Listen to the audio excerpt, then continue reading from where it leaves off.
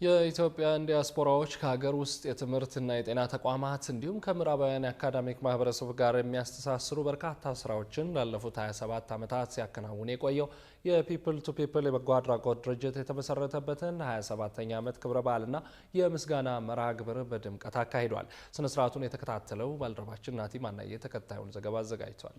ፒ2ፒ ለሰራው ሁሉ ተአማኒነት አለው። እኛም ትረስት እናደርገዋለን። ይህ የኢፌድሪ ፕሬዝዳንት ክቡር አምባሳደር ታዬ አጽቀሥላሴ ንግግር የተሰማው ፒፕል ቱ ፒፕል የበጎ አድራጎት ተቋም 27 ዓመታት የተሻገረ አስተዋጽኦ በተዘከረበት ባለድርሻ አካላት በተመሰገኑበት ስነ ስርዓት ላይ ነው። ስነ ስርዓቱ ሐምሌ 9 ቀን 2018 ዓ.ም አመሻሽ ላይ በኢትዮጵያን ስካይላይት ሆቴል ተካሂዷል። በዚህም ስነ ስርዓት ላይ የኢፌድሪ ፕሬዝዳንት አምባሳደር ታዬ አጽቀሥላሴ፣ የጤና ሚኒስትር ዶክተር መቅደስ ዳባ፣ የኢትዮጵያ ዲያስፖራ አገልግሎት ዋና ዳይሬክተር አምባሳደር ፍጹም አረጋ፣ የፒፕል ቱ ፒፕል የቦርድ ሰብሳቢ ዶክተር አንተነህ ሀብቴና ሌሎችም ጥሪ የተደረገላቸው የስራ ኃላፊዎች ተገኝተዋል። ፒፕል ቱ ፒፕል ከ27 ዓመታት በፊት የምስረታ ታሪኩና ዓላማው እንዲህ ነበር። በ1999 ዓመተ ምህረት በዶክተር እናውጋው መሐሪ አማካይነት ሲመሰረት የዛን ጊዜ የነበረውን የኤችአይቪ ኤድስ ኤፒዴሚክ ቁጭ ብሎ ላለማየትና እንዴት አድርገን ነው አገር ውስጥ እስካሉት የጤና ባለሙያዎችና የጤና ተቋሞች ጋር መስራት የምንችለው በሚል የተጀመረ ድርጅት ነው። ከዛ በኋላ ያው ወደ 27 ዓመታት ሆኖታል። ቅድም እንደተጠቀሰው ኢትዮጵያ ሪፕሬዘንትድ እንድትሆንና የፋይዘርን ፋውንዴሽን ሎቢ በማድረግ ፍሉከነዞል እዚህ መምጣት የዛን ጊዜ ከነበሩት በጣም ጥቂት ለውጥ የሚያመጡ መድኃኒቶች አንዱ ነበረ። በዛ የተጀመረ ስብስብ ነው እንግዲህ ከዛ በኋላ እንደዚህ የቀጠለው። ዓላማው ትራያንጉላር ፓርትነርሺፕ ማለት የኢትዮጵያ ትውልድ ያላቸው የጤና ባለሙያዎች በየሀገሩ የሚኖሩ አብሯቸው የሚሰሩትን የተለያዩ ሀገር ዜጋዎች ያሉትን ተቋማት ከኢትዮጵያ የጤና ተቋማትና የጤና ባለሙያዎች ጋራ አብሮ ማገናኘት ነው። ይሄ እንግዲህ ዘላቂነት ባለው መልኩ እንዲቀጥል ላለፉት 27 ዓመታት የድርጅታችን መሰረት ሆኖ ቆይቷል። ዛሬም የምንሰራበት ነገ የምንመራበት መርህ ነው። በዕለቱ ንግግር ያደረጉት የኢፌድሪ ፕሬዝዳንት አምባሳደር ታዬ አጽቀሥላሴ ፒፕል ቱ ፒፕል እጅግ የታመነ ተቋም ነው፣ እኛም እናምነዋለን። ተቋሙ ላለፉት ዓመታት ላከናወናቸው አኩሪ ተግባራትና ላበረከተው አስተዋጽኦ ምስጋናችንን እናቀርባለን ሲሉ የድርጅቱን የላቀ ታማኝነትና አገልግሎት አድንቀዋል። ፒ2ፒ ለሰራው ሁሉ ተአማኒነት አለው።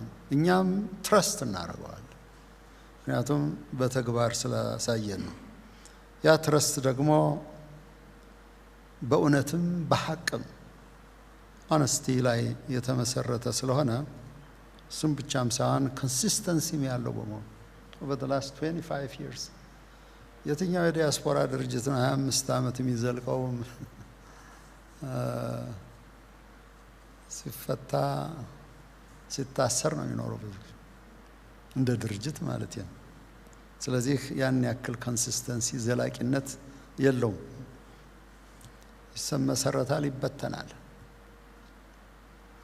ይሄ ትልቅ አብነት ነው። ሌሎቹም አርያነት እንዳለው እመኛለሁ።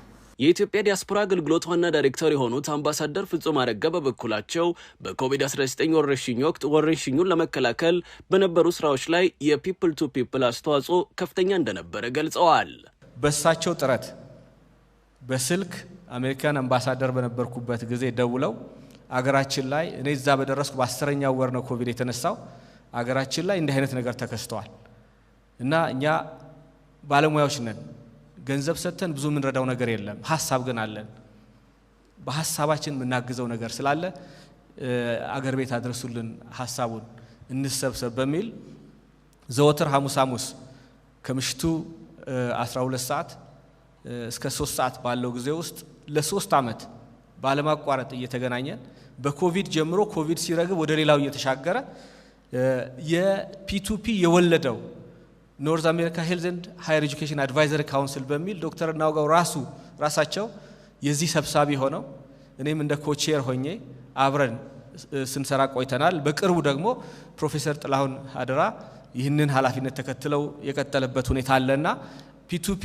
መስራት ብቻ ሳይሆን እንዲህ አይነት የሙያተኞች ስብስብን ማዋለድም የሚችል ታላቅ ድርጅት እንደሆነ ምስክርነቴንም ጭምር ለመስጠት ነው። ሀገር በብዙ የጤና ቀውሶች ውስጥ በምታልፍበት ወቅት ቀድሞ በመድረስና በማማከር ፒፕል ቱ ፒፕል ከፍተኛ አስተዋጽኦ ማበርከቱን የጤና ሚኒስትር የሆኑት ዶክተር መቅደስ ዳባ ተናግረዋል። በባለፉት 25 ዓመታት ዓለማችን ብዙ ነገር ሲያጋጥመው አገራችንም ብዙ ነገር ሲያጋጥማት በቅርብ ጊዜ የነበረው የኮቪድ ትዝታችን 2020 ላይ እንደ ፈረንጆች አቆጣጠር ሁላችንንም የሚያስደነገጠ በር ያዘጋ በየትኛው መልክ እንዴት አድርገን እናክም ብለን ሁላችንም በመነመካከርበት የነበረውን ጊዜ ጨምሮ የዚህ 25 ዓመት መንገድ በቅርብ ጊዜ ያለው የአህጉራችን ጭንቀት እንደ ኢቦላ ወረርሽኝ በተለያየ ጊዜ በክላይሜትና በተለያየ ምክንያት የሚመጡ ጭንቀቶች በጋራ የምንነጋገርበት ጊዜዎች ጤና ሚኒስቴር ከዲያስፖራው ጋር በተለይ ደግሞ ከፒፕል ቱ ፒፕል